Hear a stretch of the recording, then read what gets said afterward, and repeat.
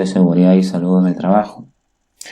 En las sesiones anteriores hemos revisado algunos temas importantes que nos van a servir de base para esta sesión. Por ejemplo, en la sesión número 1, si recordamos, nosotros definimos a un agente químico y lo clasificamos. En esta clasificación de los agentes químicos, los separamos en dos grandes grupos. El primer grupo era el grupo de las partículas y el segundo grupo era el grupo del material gaseoso. En material particulado siempre se nos viene a la mente que solamente hacemos referencia a las partículas sólidas. Sin embargo, vimos en su clasificación que cuando hablemos nosotros de material particulado, estaremos hablando tanto de material particulado sólido como de material particulado líquido. Y en el material gaseoso, que era la segunda clasificación, hacemos referencia a los gases propiamente dichos y a los vapores.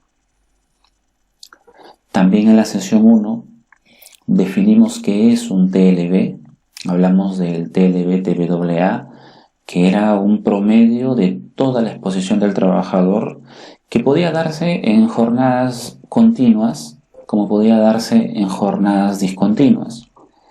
Definimos también qué era el TLB-STEL, y el TLB-STEL era un valor límite tolerable que lo usábamos cada vez que el nivel de concentración de la persona supera al TLB-TBAA.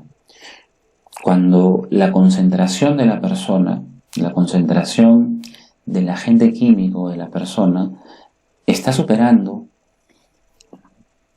al TLB-TBAA, tenemos un segundo estándar de referencia. Ese segundo estándar de referencia era el TLB-STEL. Pero para que usted pueda trabajar con el TLB-STEL, tenía que cumplir algunos parámetros. El primero es que el TLB-STEL nunca debe ser superado.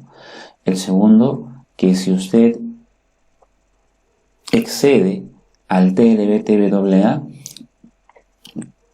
solo puede exceder este parámetro por tiempos cortos. Por eso al TLB se le llama valor límite tolerable de exposición corta. Este tiempo por el cual nosotros podemos exceder al TLB-TBAA no debe ser mayor a 15 minutos. Y eso se da en ocasiones especiales en las cuales usted requiera que el trabajador interactúe más tiempo o interactúe a un mayor nivel de concentración del agente químico. Debía cumplir entonces que el tiempo de exposición no debe ser superior a los 15 minutos y podía exponer al trabajador hasta en 4 ocasiones durante toda su jornada laboral, siempre que exista un descanso de mínimo 1 hora entre exposición y exposición, ¿no? Ese descanso de 1 hora sirve para que el cuerpo pueda de alguna forma asimilar esa exposición que está teniendo y pueda tener un equilibrio. También trabajamos en la sesión 1 específicamente lo que es las partículas inhalables, y definimos una partícula inhalable como aquellas partículas cuyo diámetro es inferior a las 100 micras, ¿no? Podemos hablar de 80 micras, 70 micras, inclusive estas partículas podían ser visibles, ¿no?, al ojo humano. Estas partículas ingresaban por el sistema respiratorio, podían ingresar también por la boca y se iban alojando de acorde al diámetro de la partícula, ya sea en nuestro primer sistema de defensa, en la mucosidad, o ya sea en la faringe o laringe. Estas partículas generan daño en la persona, ¿no? Y las evaluábamos nosotros con la famosa metodología NIOSH 0500. La metodología NIOSH 0500 la establecíamos nosotros para poder hacer la evaluación de partículas inhalables.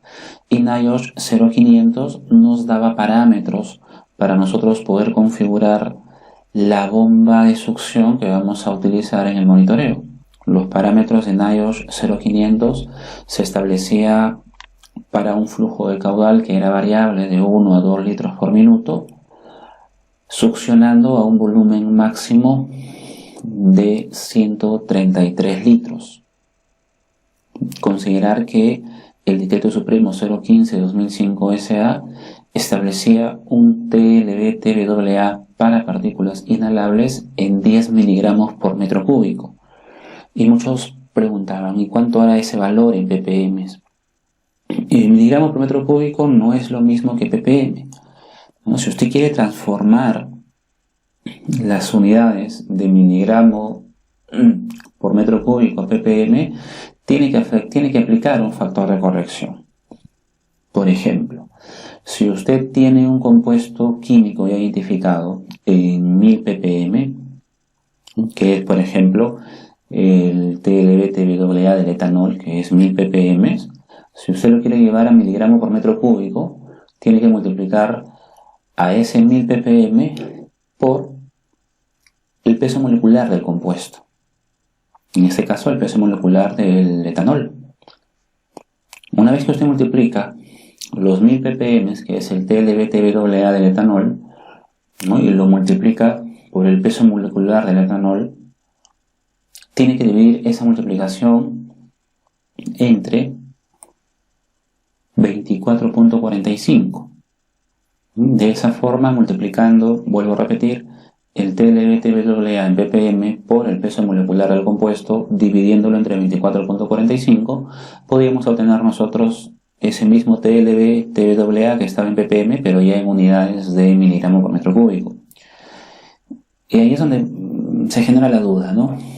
Ingeniero, pero ¿por qué se establece un TLB-TBA de 10 miligramos por metro cúbico para partículas inhalables si cada compuesto químico tiene su TLB-TBA? Cuando nosotros hablamos de la medición de partículas inhalables, estamos capturando absolutamente todo lo que esté en el entorno del trabajador.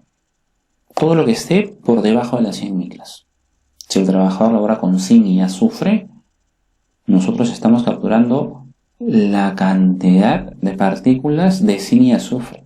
No se está haciendo la separación. Cuando usted hace medición de partículas inhalables, lo que está haciendo está succionando todo el aire, no está haciendo la separación. El filtro no separa el azufre del zinc. Si los dos son material particulado y los dos tienen diámetro menor a 100 micras, lo que está haciendo la bomba de succión está aspirando el aire. Estas partículas quedan retenidas en el filtro y eso es lo que se termina pesando, ¿no? Por eso es que cuando usted busca en el Decreto Supremo 015, usted tiene partículas inhalables, su TLB-TBA, que es 10 miligramos por metro cúbico. Pero si usted quiere verle su ppm, no tiene.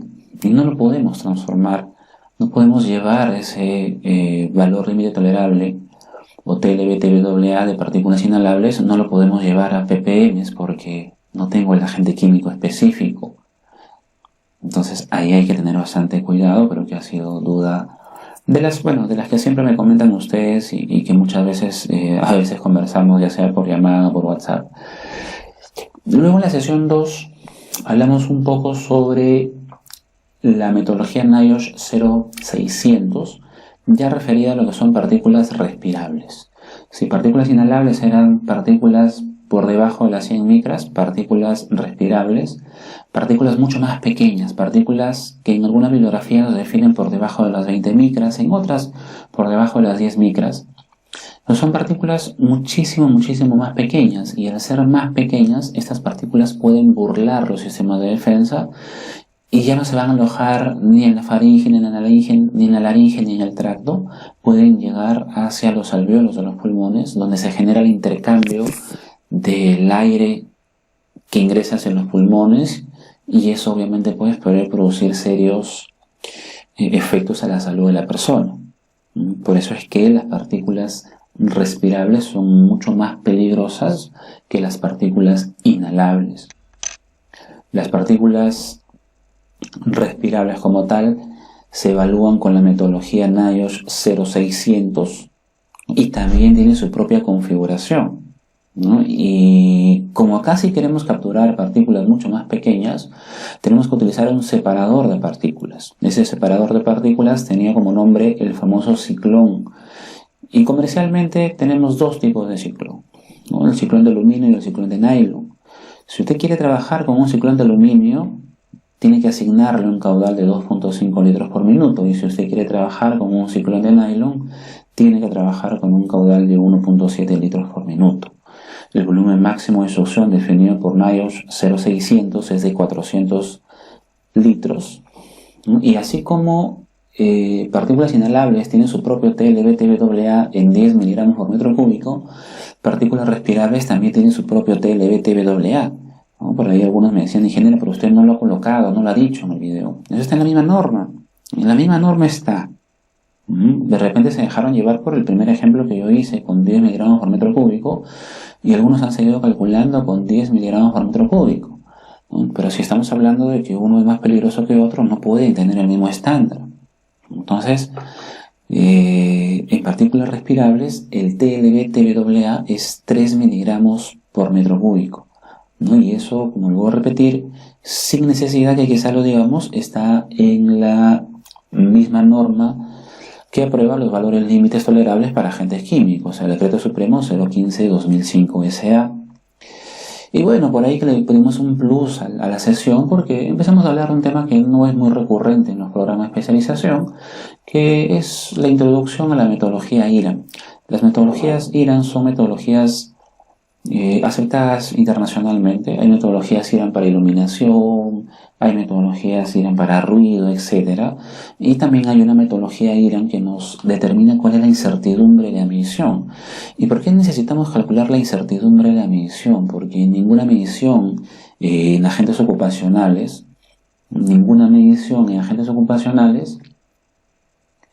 es exacta.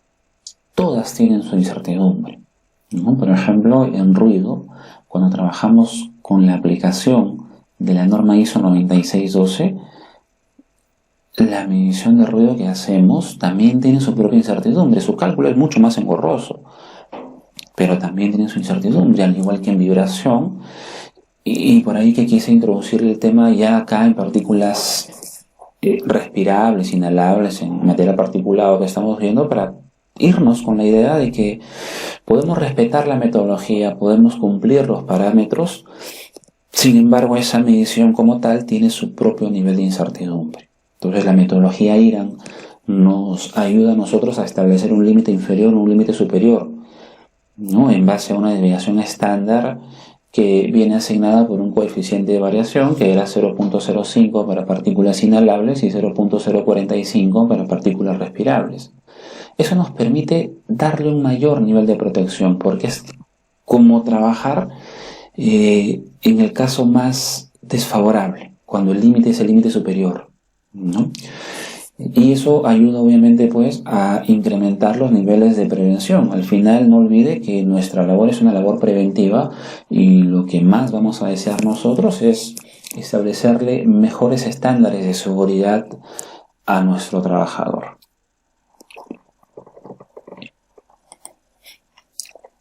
Toda esta información acumulada nos va a servir para poder entender un poco más cómo se maneja la protección respiratoria, ¿no? Y vamos a manejar hoy día protección respiratoria enfocada en material particulado, porque también hay protección respiratoria para gases, también hay protección respiratoria para vapores, ¿no? Sin embargo, como no hemos hablado de eso todavía, sería marearnos más. El tema es bastante amplio, pero nos viene a bien porque en protección respiratoria también vamos a hablar de la coyuntura que se está viviendo, ¿no? En estos últimos 3 meses usted ve que venden mascarillas por todos lados. Es más, usted debe tener su propia mascarilla o su propio respirador. Y muchas veces no sabemos ni qué estamos utilizando, qué características tiene que cumplir, no sabemos qué es un N95, no sabemos qué es el FPP1, etc. Y esos detalles son importantes porque nosotros somos los que prevenimos el contagio. Y es importante que podamos interpretar también esa nomenclatura que utiliza la misma resolución ministerial 448 que establece los lineamientos para la vigilancia de prevención y control de la salud de la salud de los trabajadores con exposición a COVID-19. En la definición de protección respiratoria nos menciona el N95, nos menciona el FPP1, me parece FPP2, FPP3, y muchas veces no entendemos y nos dejamos llevar simplemente por esa codificación y no tenemos la menor idea de qué está hablando la norma porque la norma no lo desarrolla.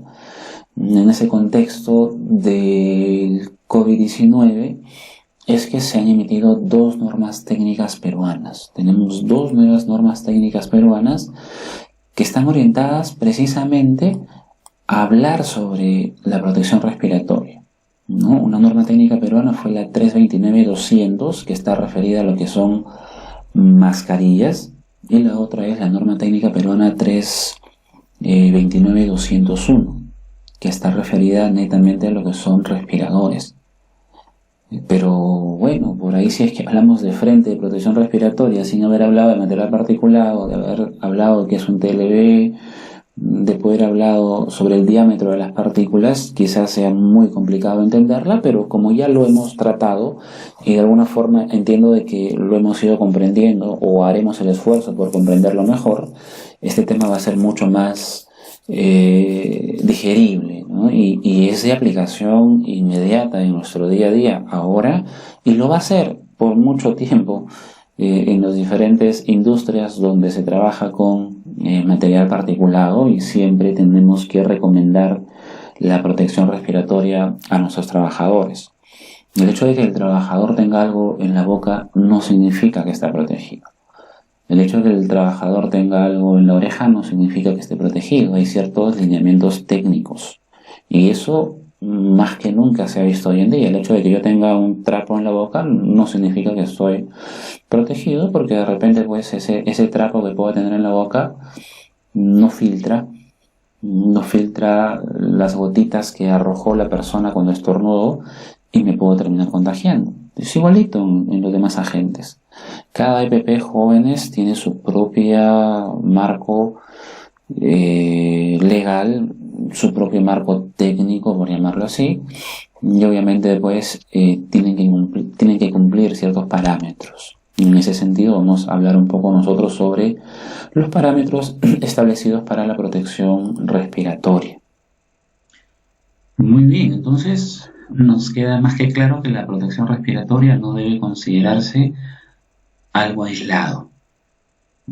Toda la organización se involucra en un proceso tan importante como es la protección respiratoria. No debe transformarse la protección respiratoria en solamente entregarle al trabajador algo para que pueda proteger su boca o pueda proteger su nariz.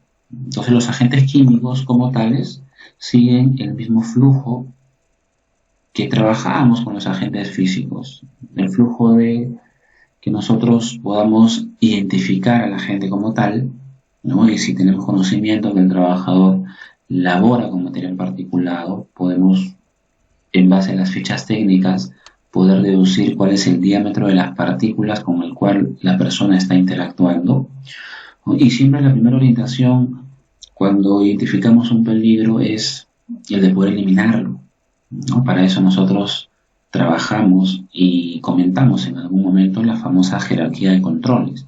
Y la jerarquía de controles tiene precisamente la mejor orientación para poder controlar aquello que le pueda hacer daño a la persona, ¿no? Y la primera orientación, ¿cuál es? La primera orientación es elimina el peligro, ¿no? Elimina la fuente que te puede generar el daño. Si no puedes eliminar el peligro, no puedes eliminar la fuente, pues sustitúyela. Si la persona tiene que trabajar con azufre como material particulado, un azufre, material sólido, bueno, fíjate si realmente el azufre es indispensable en tu proceso, o si lo puedes reemplazar, ¿no?, por otro elemento, o de repente puedas trabajar el mismo azufre, pero quizás en disolución con otros elementos, y si trabajas de azufre particulado a disolución con otros elementos, pues automáticamente ya has sustituido el peligro, ya no tienes material particulado porque ahora estás trabajando con disoluciones. Entonces ahí está el eliminar, está el sustituir. Si no puedes sustituir, aplicarás un control de ingeniería. Por ejemplo, acá en material particulado se trabaja mucho el control de la ventilación, que es un tema que muchas veces estudiamos en higiene ocupacional también. El tema de poder conocer los parámetros adecuados de ventilación, poder estimar cuál es el flujo sobre el cual se puede diseñar una campana extractora, ¿no? Bueno, por ahí que me hubiese gustado también poder trabajar esos temas con ustedes. Vamos a ver si todavía puede ser viable en el bloque 5, Pero cuando usted conoce temas de ventilación, le permite precisamente poder trabajar el control, ¿no? Porque a un determinado flujo, obviamente con los parámetros de área, temperatura y el ambiente de trabajo, usted puede extraer gran parte de las partículas que están en suspensión, ¿no? Y hacer que la persona, cada vez que respire menos material particulado, ¿no? Es el famoso control de ingeniería. Y si no puede aplicar un control de ingeniería, tendría que aplicar usted un control administrativo. Y el control administrativo está orientado a poder alejar a la persona de la gente que le pueda hacer daño. Entonces, si la persona trabajaba 8 horas, oye, lo voy a alejar a la persona. Voy a hacer que trabaje menos tiempo, ¿no? Que trabaje menos tiempo, que tenga menos contacto con el agente químico para poder reducir su riesgo de daño. Pero el control administrativo está orientado a eso, ¿no? Y viceversa. Ahora, si usted quiere que la persona trabaje más tiempo, si la persona necesita trabajar menos tiempo pero a una mayor exposición, esas variables usted las puede estimar, ¿no? Recordemos que hemos trabajado el factor de corrección para una jornada diaria, hemos trabajado el factor de corrección para una jornada laboral, y con ese factor de corrección que nosotros hemos aprendido a calcular, podemos estimar cuáles son los valores límites tolerables para un tiempo cualesquiera, ¿no? Por ejemplo, el TLB, TBAA para partículas respirables es de 3 miligramos por metro cúbico, pero para un tiempo de exposición de 8 horas. Si la persona no trabaja 8 horas, si la persona trabaja 10 horas, y usted le aplica el factor de corrección le sale 0.7. Entonces el TLB, TBAA para 10 horas es 0.7 por 3 miligramos por metro cúbico. Y eso le sale 2.1 miligramos por metro cúbico. ¿Qué significa eso? Que la persona puede trabajar más horas. Pero si trabaja más horas en contacto con el agente, el valor límite tolerable de comparación ya no es 3, sino es 2.1, ¿no? No olvidemos que a mayor tiempo, menor concentración. Y esos conceptos los puede aplicar usted para el control administrativo. Y si es que ya no podemos aplicar, eliminar, el sustituir el control de ingeniería, el control administrativo, y tendríamos que aplicar, ¿no?, el último control, ya nos vamos netamente a lo que es la gestión del equipo de protección personal, ¿no? Entonces identificamos peligros, evaluamos el riesgo y seleccionamos nuestro equipo de protección personal. Y esa selección justamente demanda un conocimiento técnico, demanda que usted conozca cuál es el tipo de material con el cual está trabajando, que usted haya hecho un adecuado monitoreo ocupacional, que usted conozca los lineamientos de la protección respiratoria.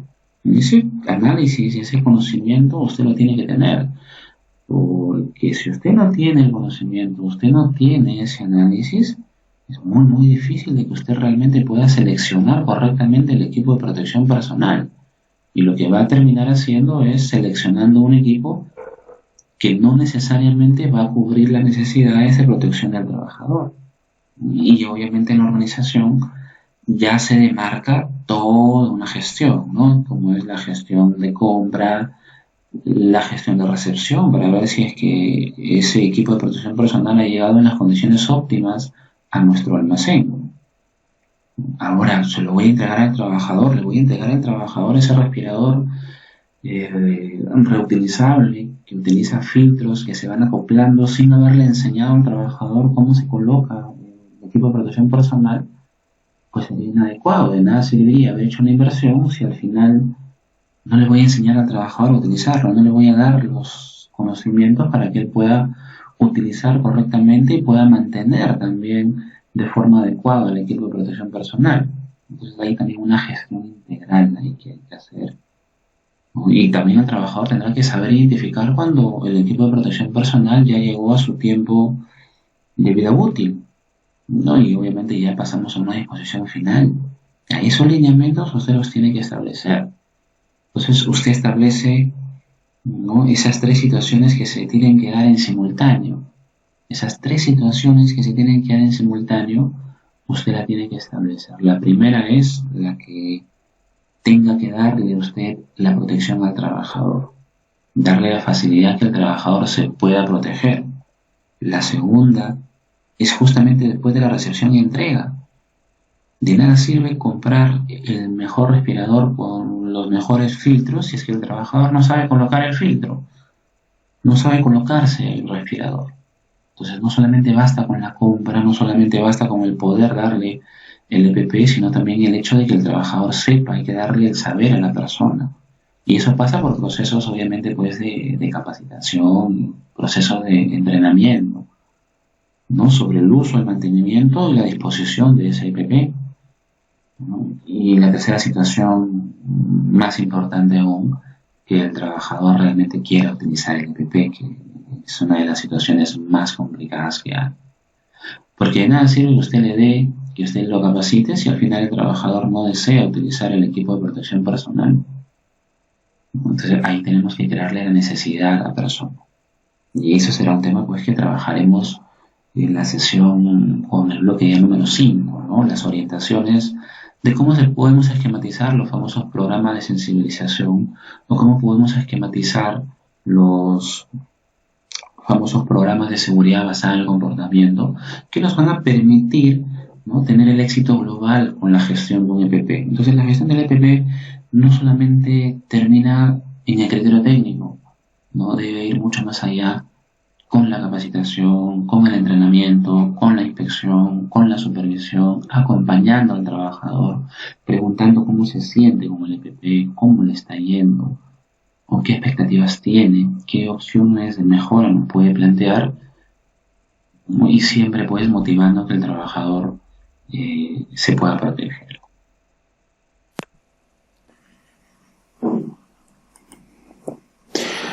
Bien, ya en la clasificación de agentes químicos hablamos sobre material particulado que podría ser sólido, podría ser líquido. Ahí tenemos al polvo, las neblinas, los humos.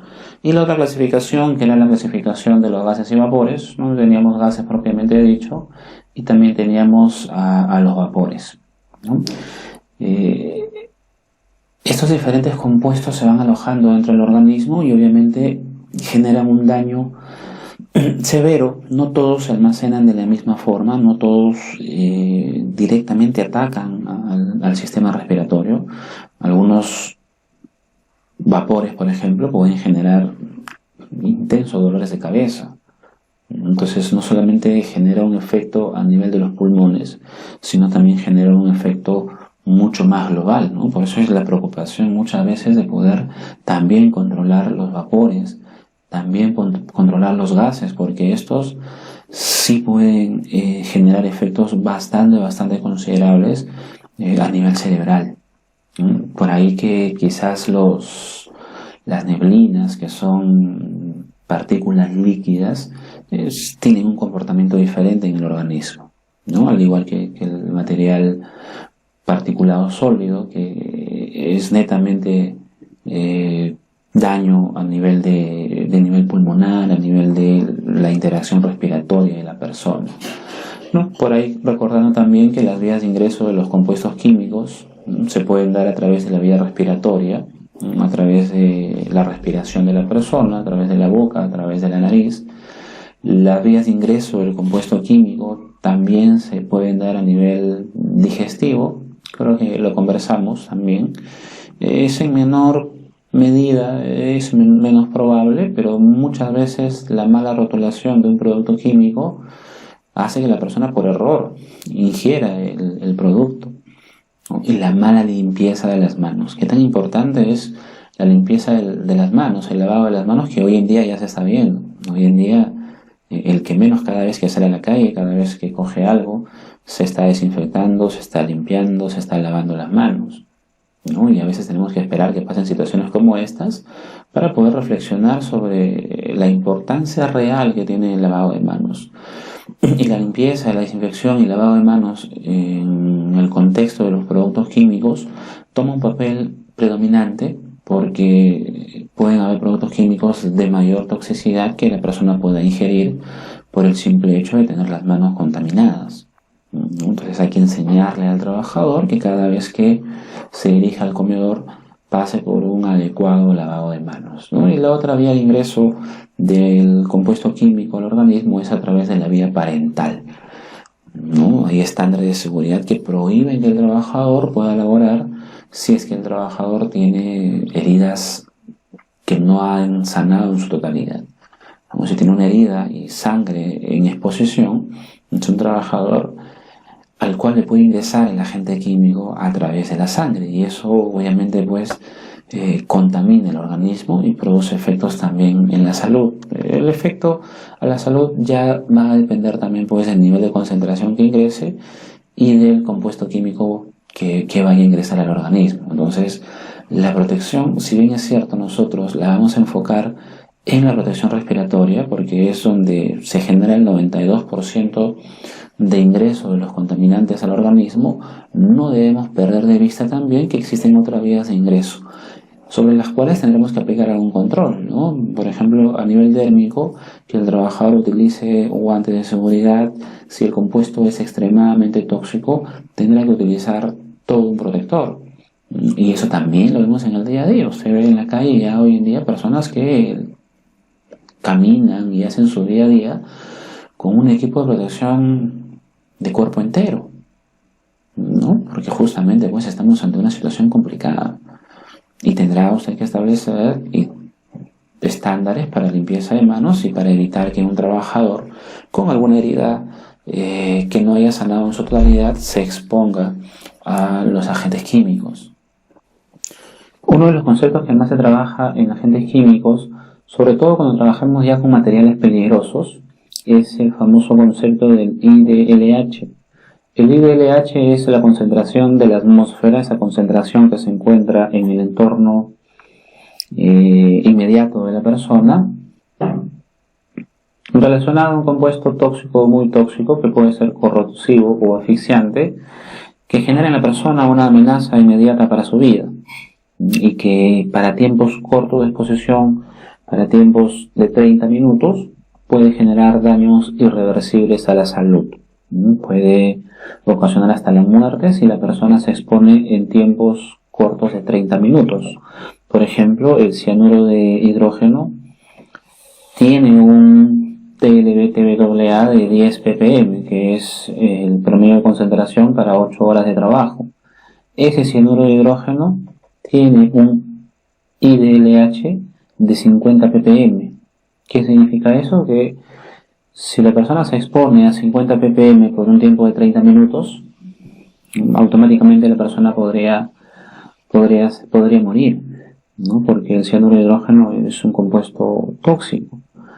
Entonces, no todos los compuestos tienen un IDLH, son algunos de los compuestos de mayor toxicidad los que tienen este concepto del IDLH, pero es importante marcarlo, porque por ahí que podría usted en algún momento, cuando lee una hoja de seguridad, ver diferentes nomenclaturas como es el TLB-TBAA, el TLB-STEL, o si es que no tiene TLB-TBAA o no tiene TLB-STEL, por ahí quizás tenga un TLB-Saline, y también vienen muchas veces acompañadas las hojas de seguridad con datos como las famosas atmósferas explosivas, el concepto del IDLH, entre otros, ¿no? Ya cuando usted en algún momento lleve un curso de materiales peligrosos, ahondará y conocerá muchísimo más sobre ese concepto. Bien, vamos a hablar también nosotros sobre la clasificación de protección respiratoria, ¿no? Por ejemplo, acá vemos una máscara de gas, una de las primeras que se diseñaron del año 1917. No son muy distantes a las máscaras que nosotros vemos hoy en día. La clasificación de la protección respiratoria se pueden dar primero por la procedencia del aire y segundo por el tipo de ajuste. De acuerdo a la procedencia del aire, podemos tener los purificadores de aire, ¿no? De aquellos protectores respiratorios que van a capturar y van a purificar el aire y no van a dejar ingresar al agente químico al organismo, y aquellos que ya cuando el ambiente es demasiado tóxico y no se puede establecer un purificador de aire, tenemos aire asistido, ¿no? Por eso se le llaman los famosos suministradores de aire. Y bueno, según el tipo de ajuste, tenemos de aquellos que se denominan ajuste apretado y de aquellos que se denominan ajuste suelto, ¿no? Bueno, una clasificación está de acuerdo al flujo de aire y el otro está de acuerdo al tipo de ajuste. En base a la información que usted obtenga, tendrá que seleccionar correctamente su equipo de protección personal. Si usted ya identificó el peligro, en este caso es el entorno de la persona, el cual puede estar contaminado con agente químico, usted puede tener un ambiente que tenga deficiencia de oxígeno, un ambiente que esté netamente orientado a una contaminación tóxica o un entorno que esté generado por un incendio. Ya sea si es deficiencia de oxígeno o incendio, usted tendrá que hacer uso de un equipo de protección personal llamado equipo de protección de respiración autónoma, ¿no? Y esas siglas PPE hacen referencia a los equipos de protección de respiración autónoma de presión positiva. Estos equipos de respiración autónoma son de presión positiva porque el equipo mismo va a generar el aire que necesita el trabajador para la determinada operación que vaya a realizar, ¿no? Los famosos equipos SCBA son los equipos en los cuales el trabajador constantemente recibe el aire de un balón de oxígeno, ¿no? La presión es positiva porque la presión de aire que genera este equipo es mucho mayor a la que está ingresando. Ahora, si es que el entorno no es un entorno deficiente de oxígeno y no es un entorno producido por un incendio, estamos frente a la contaminación del entorno por una sustancia tóxica. Si es que la sustancia tiene un IDLH, usted podría utilizar también ahí un equipo de respiración autónoma de presión positiva. Y si es que el contaminante tóxico no tiene un IDLH, como es la gran mayoría de compuestos, usted tendrá que diferenciar si es que este compuesto químico, este contaminante tóxico que no tiene IDLH, no, es una partícula, es un gas, vapor, o es una mezcla de gas, vapor y partículas, o es la mezcla de gas y vapor. Eso ya lo determinará la caracterización que usted vaya a realizar con respecto a la información del agente químico que usted tenga. En ese sentido, si es que estamos trabajando con partículas, tendremos que utilizar un purificador de aire, y ese purificador de aire se puede dar con la utilización de un filtro, que puede ser un filtro de diferentes características, que es el que vamos a tratar de definir ahora, o también los famosos PAPR. Los PAPR son los famosos respiradores o purificadores de aire potenciado, ¿no? Que son otro tipo de sistema de protección respiratoria al cual no vamos a hacer referencia por su costo. Vamos a hacer referencia básicamente a la protección del contaminante tóxico que no tiene IDLH, que se presenta en forma de partículas, ¿no? Que ya sabemos que pueden ser sólidas o líquidas, ¿no? Al cual le vamos a aplicar un determinado filtro. No olvide que dentro de las partículas sólidas o líquidas podemos encontrar los polvos, fracción respirable, fracción inhalable, podemos encontrar los humos y partículas líquidas también, como las neblinas y las nieblas.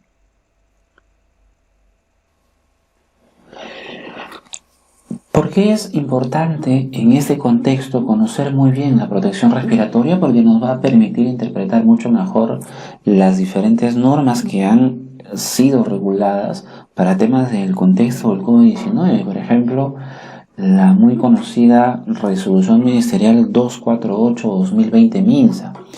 Esta Resolución Ministerial 248-2020 MINSA, que tenía como título, si mal no recuerdo, recomendaciones para el uso apropiado de mascarillas y respiradores por el personal de salud en el contexto del COVID-19, y que posteriormente fue acotada y modificada por la Resolución Ministerial 268-2020 MINSA, nos señalaba, por ejemplo, que todos los pacientes que tengan síntomas de infección respiratoria todas las personas que cuidan o están en contacto cercano con pacientes con síntomas de infección, que el personal de salud que cumple actividades que no impliquen contacto directo con pacientes COVID-19, que el personal administrativo y de vigilancia en las instalaciones de salud tenían que utilizar mascarillas quirúrgicas, ¿no? Y entre paréntesis nos colocaban 2 y 2R, y bueno, no necesariamente todos hemos sabido qué significa eso.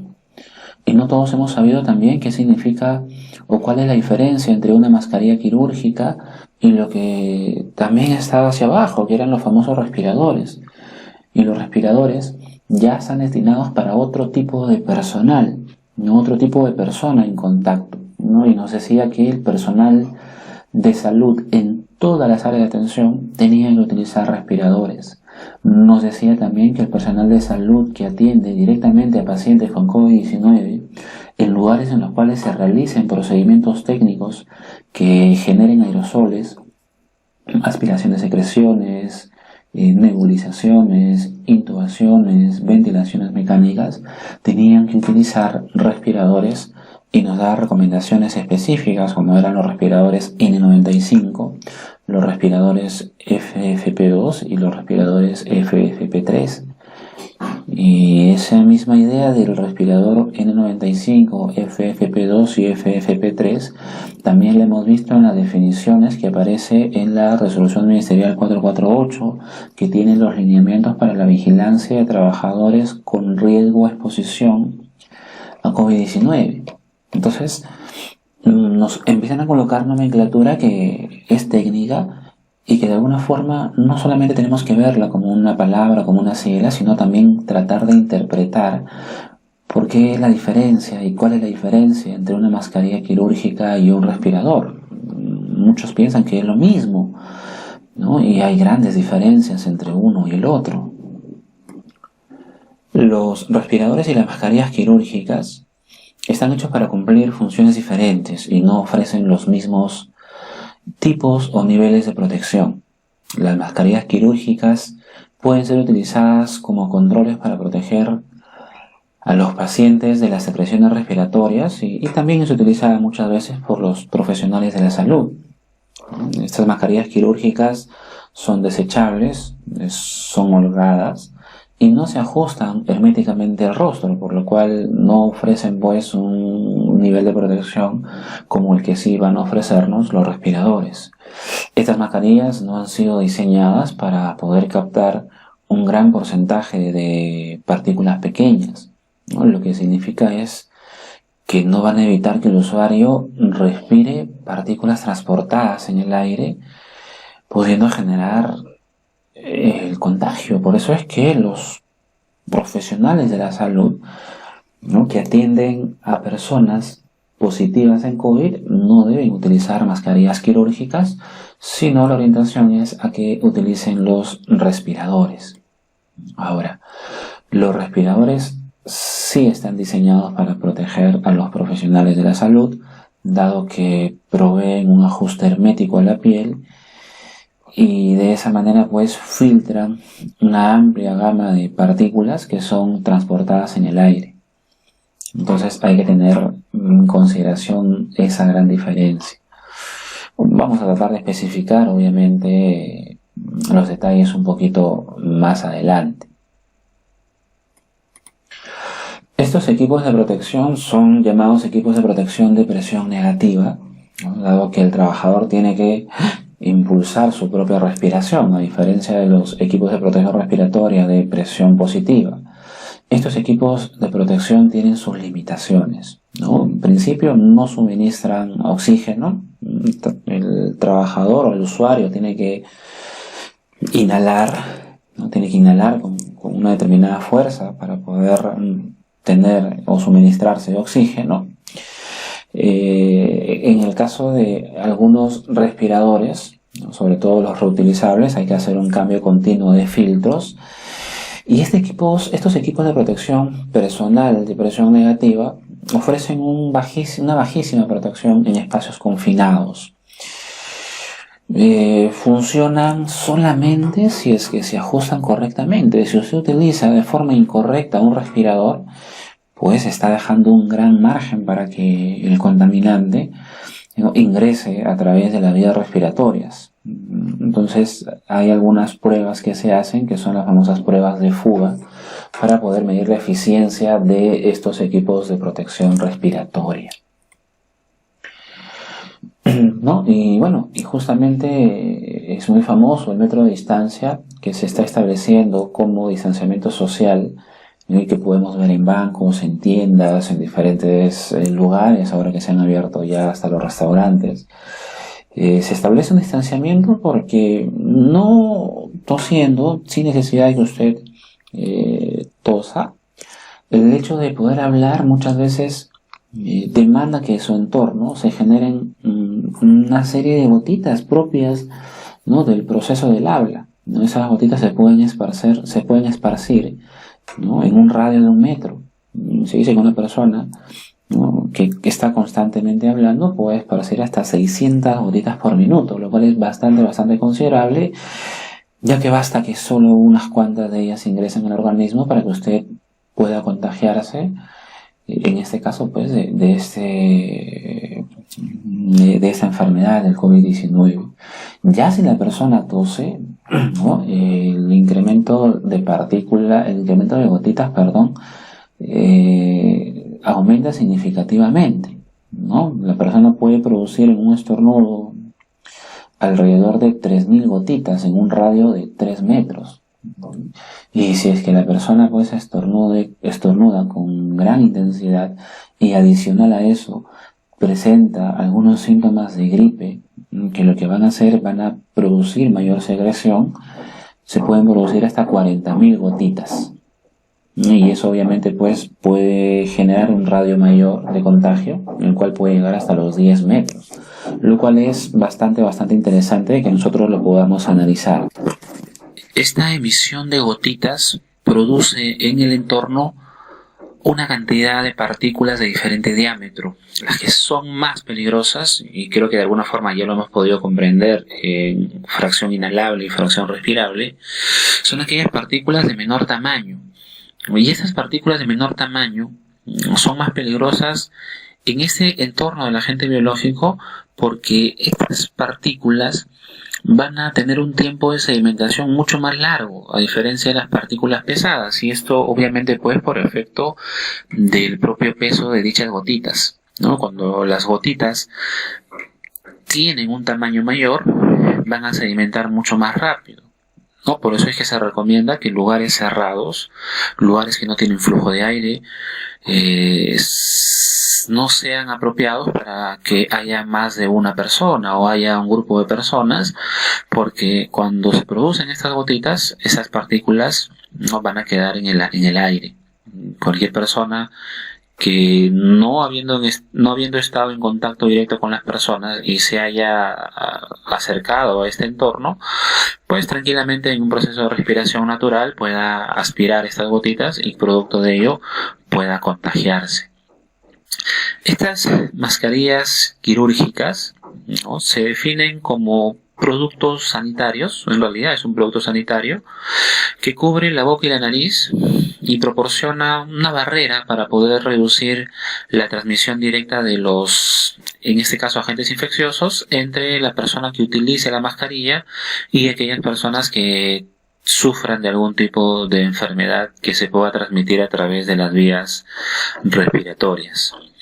Las mascarillas quirúrgicas tienen diferentes formas, por ahí que el de la imagen es el más conocido, pero también hay otras que tienen formas de pico de pato. Eso ya depende un poquito de cuál sea la marca, el modelo, la orientación de la mascarilla como tal. Las mascarillas quirúrgicas se clasifican en 2 tipos, ¿no? Las conocidas son las del tipo 1 y las del tipo 2, y esta clasificación se basa en base a la eficacia de filtración bacteriana. Cuando la mascarilla es de tipo 1, ¿no?, la eficacia de filtración bacteriana está por encima del 95%, y cuando la mascarilla es tipo 2, la eficacia de filtración bacteriana ya se encuentra por encima del 98%, lo cual obviamente pues nos da un mayor nivel de protección. Algunas de estas mascarillas tipo 2 pueden proteger contra salpicaduras, no todas. Sin embargo, también existen las de tipo 2R. Estas mascarillas tipo 2R sí son resistentes a las salpicaduras, ¿no? Característica que se encuentra establecida en la norma ISO 22609. Lo cual permite comprobar su resistencia contra la penetración de sangre sintética, que es un tema bastante delicado para personas que están expuestas quizás a operaciones, personas que trabajan en el ámbito netamente de la salud. Entonces, por ahí que ya tenemos una orientación mucho más específica de aquello que nos aparecía en la resolución ministerial 248, que fue actualizada con la 268, de aquí hace referencia, ¿no? Cuando establece mascarilla quirúrgica 2 y 2R, ¿no? Ya hacemos mención, por ejemplo, ahí podemos observar que las mascarillas quirúrgicas tipo 1 no se recomiendan, no están siendo recomendadas. Las que son recomendadas son la tipo 2 y tipo 2R, ¿no? Si queremos un mayor nivel de protección, podemos utilizar o deberíamos utilizar nosotros la mascarilla tipo 2R, la cual sí va a tener una presión de resistencia a las salpicaduras. En este contexto, el COVID-19 es que INACAL promulgó las dos normas técnicas peruanas referidas a protección respiratoria por mascarillas y protección respiratoria por respiradores. La norma técnica peruana, que tiene la información de requisitos y método de ensayo de mascarillas quirúrgicas, está en la norma técnica peruana 329-200, y la norma técnica peruana, que tiene la información referida a los respiradores, está en la norma técnica peruana 201, que tiene como título dispositivos de protección respiratoria, respirador filtrante de protección contra partículas, todos los requisitos técnicos y los métodos de ensayo. Nosotros vamos a comentar algunos requisitos técnicos, no nos vamos a referir a los métodos de ensayo, dado que los métodos de ensayo son los lineamientos que establecen los mismos fabricantes para poder realizar las diferentes pruebas para el cumplimiento de esta norma técnica peruana. Desde el punto de vista de aplicabilidad nuestro, nos interesa conocer los requisitos técnicos más que los métodos de ensayo. Ya en su proceso de certificación les podré compartir la norma técnica peruana 329 y 201. El objetivo y campo de aplicación de esta norma técnica peruana 329-201-2020 tiene como especificación los requisitos mínimos para los respiradores, pero respiradores de media cara o de media máscara, ¿no? Exceptuando aquellos respiradores que sean diseñados para situaciones de escape. O sea, los equipos de respiración autónoma, este tipo de equipos de protección personal para situaciones especiales no están inferidos en esta norma técnica peruana, ¿no? Entendiendo que se da en el contexto del COVID y está relacionada básicamente a los requisitos que deben tener los respiradores. Hay una aclaración bien importante que establece la norma técnica peruana, que dice que para la correcta identificación, selección, asignación, uso, mantenimiento y disposición de los equipos de protección respiratoria, se recomienda establecer todo un programa completo de protección respiratoria, justo lo que comentábamos al inicio. La protección respiratoria está dentro de un contexto de toda una gestión. No podemos simplemente referirnos a la norma técnica peruana 329-201 como la gestión, es básicamente los requisitos que deben cumplir los respiradores.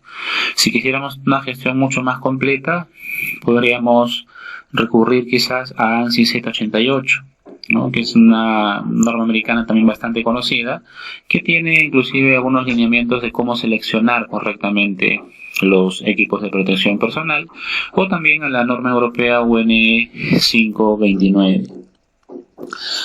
Esta norma técnica nos define dos tipos de respiradores. Nos va a definir los respiradores desechables y nos va a definir los respiradores reutilizables. Y entendemos por respiradores desechables aquellos respiradores que tienen el propósito primario de proteger las vías respiratorias del usuario sin que dicho equipo necesite mantenimiento, como es el proceso de limpieza, desinfección ni cambio de pieza o algún componente, ¿no? Y este equipo está diseñado para ser descartado al percibir excesiva resistencia al paso del aire. ¿Qué significa eso? Que cuando la persona utiliza el respirador desechable y siente que es muy difícil el proceso de respiración, es un indicador que este equipo ya tiene que ser desechado, ¿no? Al observarse también la saturación del material filtrante, algún daño físico en las partes del respirador, simplemente pues se toma como determinación ya que este respirador ya no puede ser utilizado, por lo tanto deja de ser funcional. Mientras que los respiradores reutilizables son respiradores que tienen como propósito también el de proteger las vías respiratorias de la persona que utilice dicho respirador, pero a diferencia de los respiradores desechables, los respiradores reutilizables son elaborados de silicona, son elaborados de goma, y estos sí son susceptibles a pasar por procedimientos de mantenimiento, como lo son la limpieza, la desinfección, el cambio de filtros, por ejemplo, que es un componente importante de este respirador. La norma técnica peruana 329-201 nos presenta también a nosotros una clasificación de los respiradores, ¿no? Y va a clasificar a los respiradores en base a la norma europea UNE 149, o sea, la clasificación que realiza la norma técnica peruana sigue los lineamientos de la norma europea UNE 149, la cual los clasifica en función al desempeño y a la fuga máxima total hacia el interior. Esta clasificación es la siguiente, ¿no? Los famosos respiradores FFP1, los respiradores FFP2 y los respiradores FFP3. Por ahí que el FFP2 y FFP3 lo hemos visto hace un momento, ¿no? Porque esa nomenclatura FFP2 y FFP1 la hemos visto precisamente aquí, en la resolución ministerial 248-2020 MINSA, que fue actualizada con la resolución ministerial 268. Acá hace referencia a los respiradores N95, FFP2 y FFP3. Entonces ya sabemos que el FFP2 y FFP3 hace referencia a una clasificación basada en la norma europea UNE 149, ¿no? La cual las clasifica en base a la función de su desempeño y a la fuga máxima total hacia el interior. Por ejemplo, ¿no? Los FFP1 son respiradores que tienen una eficacia del 78%. Los FFP2 tienen un mayor nivel de filtración, ¿no? La eficacia llega hasta el 92%. Ambos respiradores están orientados para poder proteger frente a residuos no tóxicos, pero sí frente a elementos fibrogénicos, ¿no? Sobre todo el FFP2, la cual impide que inhalen o que inhalemos fluidos tóxicos de polvo, aerosoles y humos, mientras que el FFP3 nos va a dar un mayor nivel de eficacia, ¿no? El nivel de eficacia del FFP3 sí llega al 98%, ¿no? Inclusive también es usado para poder protegernos contra las bacterias, algunas esporas de hongos y los virus. Por eso es recomendada en la resolución ministerial que acabamos de ver. También nos cita la misma norma técnica peruana la clasificación, ya no basada en la norma europea UNE 149, sino una clasificación que es la que recomienda NIOSH. NIOSH hace una clasificación, ¿no?, de los filtros usando las letras N, R o P para poder indicar su capacidad de funcionamiento cuando estos se exponen a aceites, ¿no? La letra N significa que no son resistentes a los aceites, la letra R significa que son relativamente resistentes a los aceites, y la letra P significa que son muy resistentes al aceite o a prueba de aceites. Por ahí que la letra nos va a orientar un poquito el significado de esta nomenclatura. Esta clasificación solo es importante para entornos de trabajo en los cuales el trabajador está expuesto a aceites, ya que en algunos casos estos pueden reducir el nivel de eficacia de los filtros. La segunda parte de la clasificación, hago referencia al número, está orientado netamente a la capacidad que tiene el filtro para poder eliminar las partículas penetrantes, ¿no? Por ejemplo, los famosos respiradores N95, ya sabemos que el N es que no es resistente al aceite y el 95 significa que ese respirador elimina al menos 95% de esas partículas. Entonces ese respirador recibe la clasificación de N95.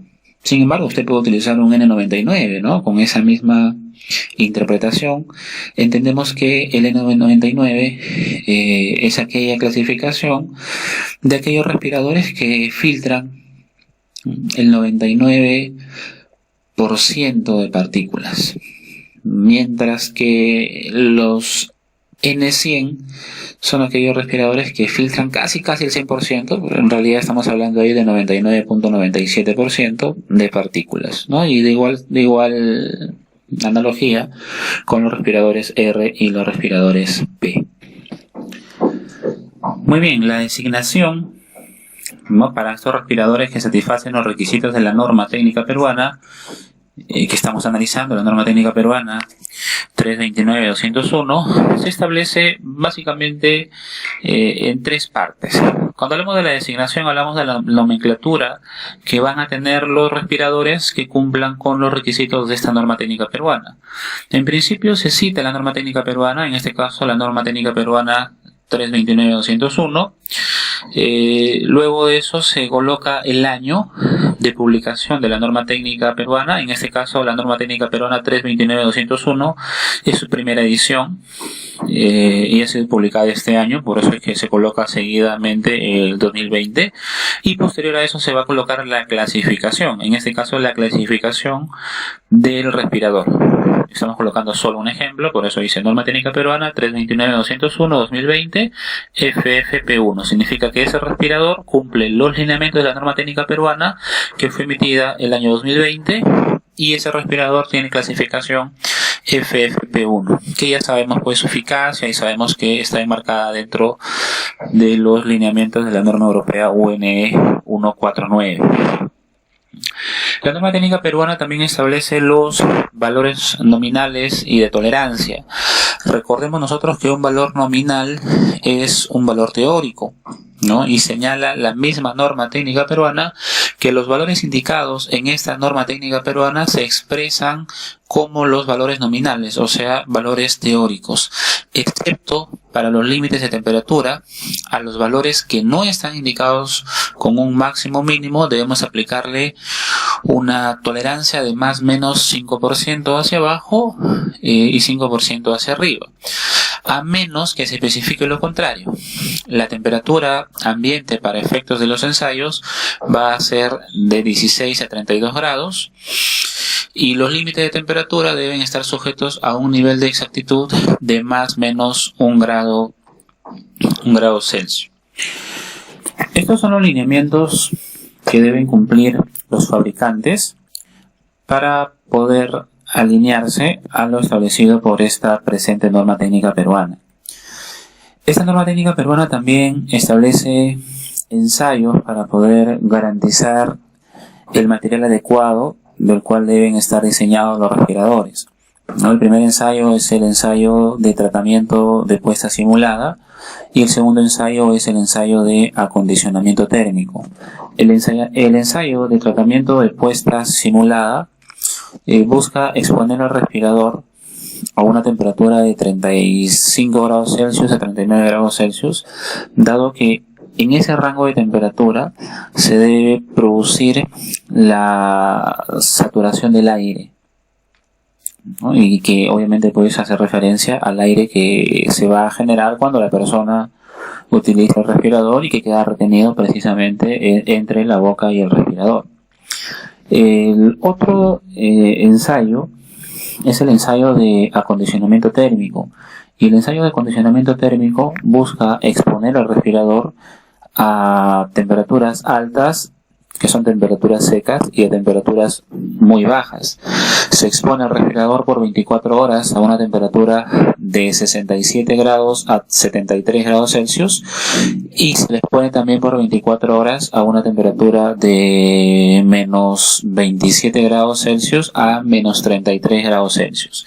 Posterior de la exposición a esas temperaturas, ¿no? Se espera que retorne a la temperatura ambiente y ya sea en el tratamiento de puesta simulada y sea en el ensayo de acondicionamiento térmico, los respiradores no deben presentar, en este caso, daños mecánicos ni algún tipo de deformación, lo cual obviamente pues implicaría que el material, ya sea la silicona, el GEBE o aquel material que va a ser el sellado, no es adecuado para la protección del trabajador. Cuando hablamos de la eficacia de los respiradores, hacemos referencia a los respiradores FFP1, FFP2 y FFP3. Cada uno de estos respiradores tiene un nivel de eficacia. El nivel de eficacia justamente es lo que va a marcar la diferencia entre uno u otro respirador. Ese nivel de eficacia está dado por la fuga total hacia el interior.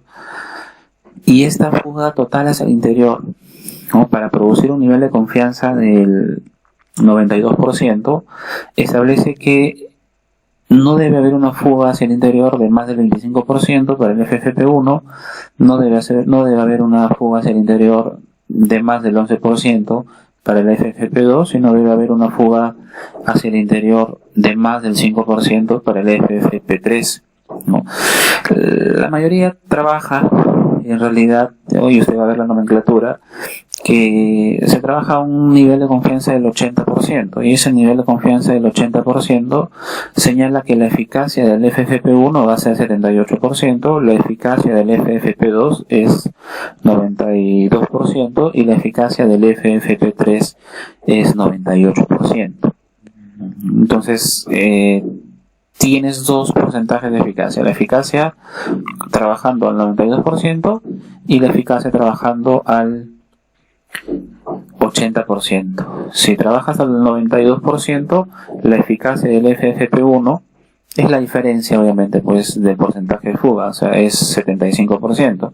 La eficacia del FFP2 es 89% y la eficacia del FFP3 es 95%.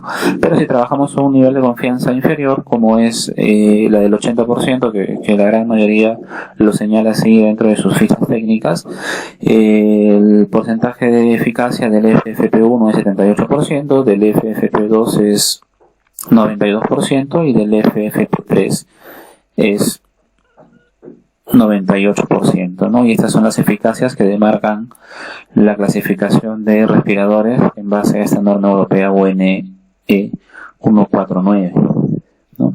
La misma norma también nos señala algunos parámetros con respecto a la penetración de material filtrante, ¿no? Cuando se hacen este tipo de ensayos de penetración, se utiliza el cloruro de sodio y se utiliza el aceite de parafina, ¿no? Acá lo que muestra la tabla es el porcentaje máximo de penetración con respecto a estos dos elementos, ¿no? Donde vemos que el FFP3 solo hay un 1%, solamente hay una penetración del 1%, ¿no? Lo que obviamente pues garantiza un mayor nivel de protección, a diferencia del FFP1, donde el porcentaje de penetración es mucho mayor, es del 20%, ¿no? De igual forma, se trabaja la resistencia permitida, la cual va a estar en milibares. La resistencia permitida nos va a demarcar cuál es la hermeticidad del elemento, no tanto para la inhalación, ¿no?, como para la exhalación. Y bueno, son pruebas que se señalan a diferentes flujos, ¿no? 30 litros por minuto, a 95 litros por minuto y a 160 litros por minuto. donde se observa que el FFP3 tiene mayor nivel de hermeticidad con respecto al FFP2 y al FFP1. Bien, estos son algunos de los lineamientos que tiene esta norma técnica peruana. Esta norma técnica peruana presenta algunos parámetros más, otros ensayos, pero ya a nivel de nuestra gestión considero que hemos tocado la parte más importante y estaríamos terminando con los pictogramas. Los pictogramas nos van a dar información referida a la fecha de vencimiento del respirador, a la información que nos va a suministrar el fabricante, la temperatura o el rango de temperatura a la cual debe almacenarse el respirador y la humedad relativa máxima a la cual también podrá almacenarse dicho respirador. Estos datos son importantes porque de respetarlos vamos a poder garantizar que el respirador va a estar en condiciones adecuadas para cuando se necesite utilizarlo. Bien, espero que tengan una buena semana. Vamos a dar todo en esta última parte del bloque 4. Con esta sesión ya es la sesión número 3. Y bueno, nos estaremos ya reencontrando en la sesión número 5. Sesión número 4 con el tema de el planeamiento o objetivos para el sistema de gestión de seguridad y salud en el trabajo. Muchas gracias, que tengan buen día.